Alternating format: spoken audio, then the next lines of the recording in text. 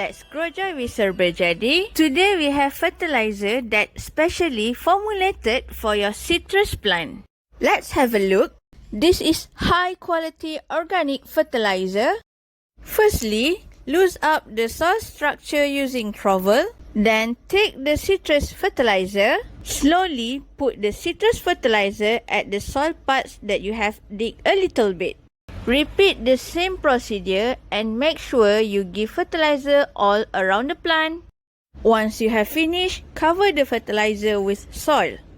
Watering process helps the plant to absorb nutrients from the fertilizer. Thanks for watching, and don't forget to like, subscribe and follow our YouTube channel Serbajadi Gardening.